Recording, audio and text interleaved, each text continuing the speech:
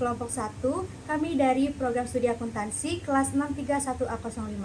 Kami akan melaksanakan tugas mata kuliah pendidikan agama dan kami melakukan sosialisasi di Madrasah Nurul Syifa. Perkenalkan, nama saya Raya Kaila Sandi dengan NIM 632500254. Perkenalkan, nama saya Desita Putra Tasya dengan NIM 632500820. Perkenalkan, nama saya Arumi Sekar Huria Pratami dengan NIM 632500813. Perkenalkan, nama saya Siti Rifan Latifah dengan NIM 632500814.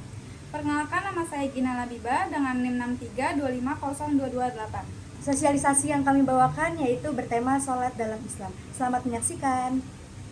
Assalamualaikum warahmatullahi wabarakatuh. Waalaikumsalam warahmatullahi wabarakatuh. Wah, pada semangat banget nih ya. Oke, sebelum mulai aku punya yel-yel. Aku punya tepuk semangat. Mari kita tepuk semangat dulu ya. Gimana Kak? Contohin dulu ya. Tepuk semangat. Halo semuanya, perkenalkan nama aku Raya Kaila Sandi. Kalian bisa panggil aku Kak Aya. Halo semuanya. Perkenalkan nama aku Gina Labibah. Kalian bisa panggil aku Kak Gina. Halo semuanya, kenalin aku Arumi Sekar. Kalian bisa panggil aku Karni. Hai semuanya. Perkenalkan, nama aku Kak Deswita, kalian bisa panggil Mita. Halo, perkenalkan nama kakak Riri. Panggilnya Riri aja ya. Jadi kedatangan kami di sini mau menyelesaikan tugas kuliah kami, yaitu dari mata kuliah agama. Nah, kami mau memberikan sebuah materi yang berjudul sholat dalam Islam. Nah, dimulai dari pengertian sholat. Siapa di sini yang sebelumnya udah pada tahu belum sholat itu apa? Coba. Ya, baca ya. Jadi di sini saya akan menjelaskan pengertian sholat wajib. Nah, sholat wajib sendiri itu adalah ibadah wajib paling utama setelah kita mengucapkan 2 kalimat syahadat.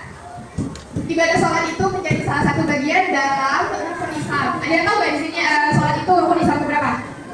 Berapa? 5. Jika tidak dilakukan, orang itu akan mendapatkan dosa dan tidak ada yang dapat membantu menggugurkan rukun tersebut. Sholat itu juga salah satu tiang agama Islam. Nah, karena itulah banyak ayat-ayat Al-Quran yang memerintahkan pada umat Islam itu untuk menjalankan ibadah sholat. Nah, jadi sholat itu wajib. Oke, selanjutnya ada syarat sah sholat. Jadi kalau misalnya mau sholat itu harus tahu dulu tata syaratnya dulu, biar nanti sholatnya diterima oleh Allah Subhanahu wa Ta'ala. Ya, jadi yang pertama menghadap kiblat. Nah, menghadap kiblat ini tujuannya agar orang Muslim itu sama-sama menuju atau menghadap arah yang sama. Jadi jangan misalnya kiblat di sana, kalian menghadap belakang, jangan ya, itu nanti nggak sah sholatnya. Nah, kiblat itu biasanya menghadap ke barat. Jadi, oke, selanjutnya menutup aurat. Nah, aurat itu dari aurat laki-laki dan aurat perempuan itu berbeda ya. Oke, jadi aurat laki-laki itu dari mana atasnya? Dari pusar hingga ke lutut. Nah, kalau perempuan dari seluruh tubuh kecuali telapak tangan dan wajah. Nah, jadi kalau misalnya sholat, laki-laki itu dianjurkan untuk menggunakan celana panjang dan juga apa? Sarung ya. Nah, perempuan dianjurkan untuk menggunakan mukena ya, betul. Selanjutnya, sudah masuk waktu sholat. Nah, azan dulu, azan zuhur, sholat zuhur, azan asar, sholat asar gitu ya. Selanjutnya suci dari hadas kecil dan hadas besar. Nah, hadas kecil itu contohnya seperti kalian setelah buang air kecil dan buang air besar. Kalau hadas besar itu biasanya dialami oleh perempuan ya, yang namanya menstruasi. Nah, selanjutnya suci badan, pakaian, tempat sholat dari najis. Selain harus bersih dari hadas, badan, pakaian, dan tempat sholat juga harus bersih. Nah, kan karena kita nggak tahu ya najis itu ada di mana aja tuh nggak tahu. Karena tempat-tempat juga yang terlihatnya bersih bisa aja tempatnya kotor gitu ya. Nah, itu dia syarat sah sholat. Sekarang kita masuk ke alasan wajib melaksanakan sholat. Yang pertama itu kewajiban dan tiang agama. Berarti sholat itu udah masuk dalam ajaran Islam. Ya, betul. Yang kedua itu perintah langsung dari Allah. Berarti sholat ini terkait sebagai ibadah utama yang kalian harus laksanain. Kalau nggak laksanain berarti apa? Dosa.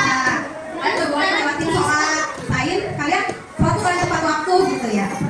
Yang ketiga itu mencegah dari kemaksiatan. Jadi kalian sholat itu bisa bikin kalian tuh menghindari dari perilaku yang gak baik gitu. Selanjutnya itu menghapus dosa. Kalian nih kalau misalnya lagi melakukan kesalahan gitu ya, melakukan kesalahan, terus kalian mau bertaubat nih, misalnya kalian sholat berdoa sama Allah biar kalian tuh diampuni dosa-dosanya gitu. Mendidik dan disiplin yang kelima. Jadi dalam sholat juga ada aturannya. Aturan sholat itu misalnya nih zuhur jam berapa zuhur? Sampai jam? Sebisanya, nggak boleh. Sebisanya zuhur itu kalian sholat tepat waktu ya. Karena kalau kalian tunda-tunda, nanti jadinya lalai. Jadinya kalian nggak jadi sholat kalau kayak gitu. Terus yang keenam itu membawa kemenangan. Sholat itu bisa bikin kita tenang dari masalah-masalah. Misalnya kalian pusing nih ngerjain PR, gitu. Kalian sholat terus kalian akhirnya habis sholat kalian berdoa kayak ya Allah memudahkanlah PR hamba gitu. Terus yang terakhir itu meningkatkan kedekatan dengan Allah. Jadi yang terakhir ini kalian sholat itu supaya bisa ngobrol banyak sama Allah, biar bisa cerita-cerita banyak sama Allah, terus mengeluarkan semua masalah, mencari solusi yang baik. Ya, curhat sama Allah ya teman-teman. Dari situ kita masuk ke hal-hal yang membatalkan sholat. Yang pertama itu ada hadas. Hadas itu seperti tidak berwudu atau berjunub. Misalnya kita belum mandi wajib setelah haid. Nah itu sama aja dengan membatalkan sholat ya. Jadi sholatnya nggak sah. Terus yang kedua ada berbicara dengan sengaja. Misalnya kita lagi sholat, kita ada ngobrol, nggak boleh ya. Kita nggak boleh jawab, oke? Terus mengkonsumsi makanan dan minuman saat sholat itu nggak boleh. Nah misalnya kita habis makan nih, terus sholat, terus nggak kumur, ada sisa makanan di gigi terus kita telan dengan sengaja, itu membatalkan sholat ya. Jadi makanya dalam berwudu itu kita wajib berkumur atau enggak bergosok gigi, oke? Nah terus menambah gerakan sholat. Misalnya saat sholat kita berjalan, melompat atau berlari, itu membatalkan sholat ya, karena itu tidak masuk ke dalam rukun sholat. Tadi sama kayak yang Kak Aya jelasin, kalau kita menghadap kiblat yang salah itu sholatnya tidak sah ya. Kalau misalnya kita menghadap ke selatan juga sah, jadi kita harus menghadap ke barat atau ke kiblat. Terus yang keenam terkena najis. Najis misalnya dari di badan, pakaian sama tempat. Misalnya ada kotoran di badan kita atau di pakaian atau di tempat, itu dikatakan sholat walaupun sedikit. Apalagi kalau misalnya terlihat najisnya terus tercium baunya, itu najisnya harus dihilangkan dulu ya. Nanti kalian bisa sholat lagi, harus diganti dulu pakaiannya atau pindah tempat atau dibereskan dulu.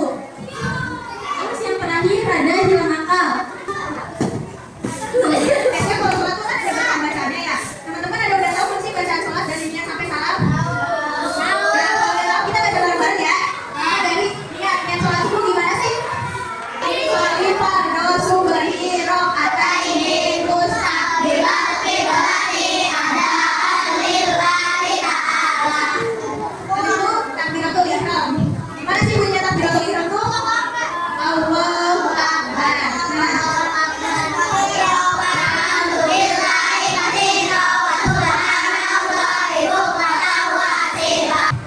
Nah, habis itu baca surat Al-Fatihah. Apa? Kita baca. Habis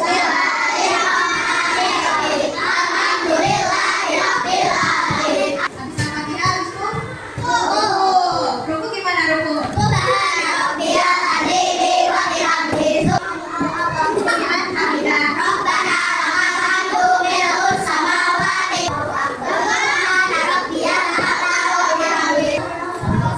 Antara dua sujud. Tahiyat.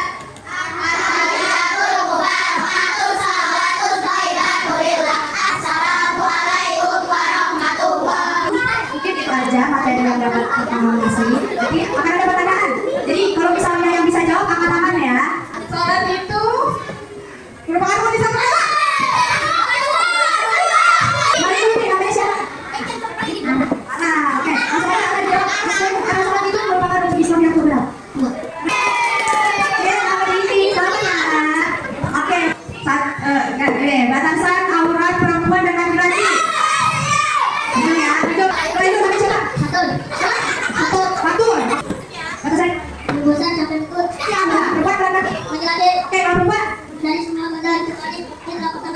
aja.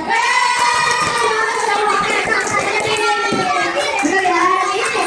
Oke, selamat ya. Oke. Berapa jumlah rakaat sholat dalam satu hari?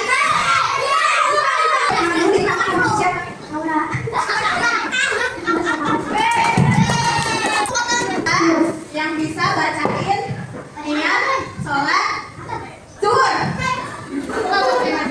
Namanya tidak.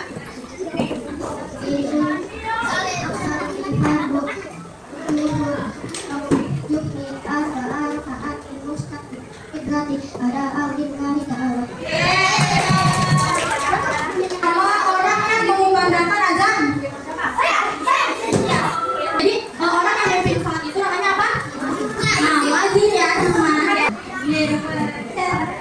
Oke, itu aja yang dapat kakak sampaikan. Semoga materi apa yang kakak sampaikan ini bermanfaat bagi kita semua. Amin. Wassalamualaikum warahmatullahi wabarakatuh. Mungkin cukup sekian video yang bisa kami tampilkan. Kurang lebihnya mohon maaf. Wassalamualaikum warahmatullahi wabarakatuh.